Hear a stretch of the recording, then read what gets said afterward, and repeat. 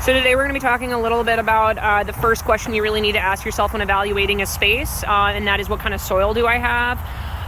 This plant right here is Calycanthus. If you find that you have clay soil, I'll show you how to evaluate your soil here in just a minute. If you have clay soil, poor draining soil, native plants typically will take to that, as that is our native soil.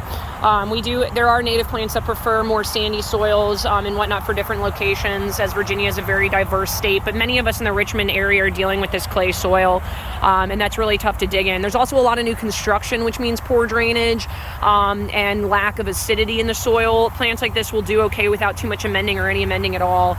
And as you can see, they get really beautiful fall color.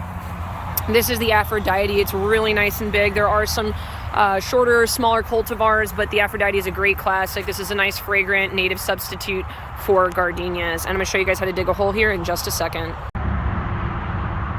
When determining your soil, you simply dig in the spot that you want your plant. It looks like here, this is going to be kind of rich, but definitely you can even see the sand in there. Smell your soil. If it's got a nice rich odor to it, not stinky but rich, that means there's definitely nutrients in your soil, meaning it's a tad rich, maybe a tad acidic. This dark color also indicates to me that it's going to be a fairly acidic rich soil.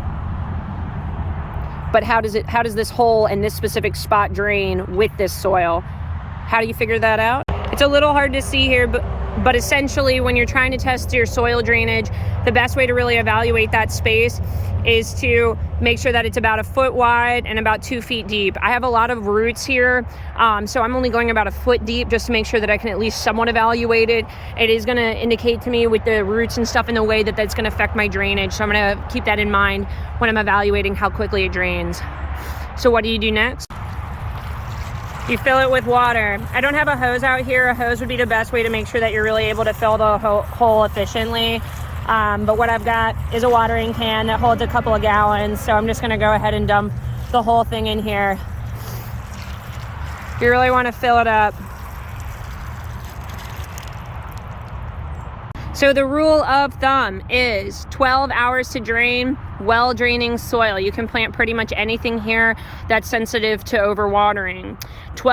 Over 12 hours to 24 hours to drain this hole is going to mean things that are clay tolerant, a lot better at holding on to moisture, things that are going to like a little bit of wet feet.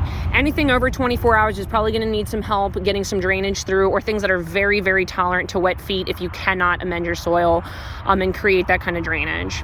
So we'll come back to this and see how long it takes to drain it.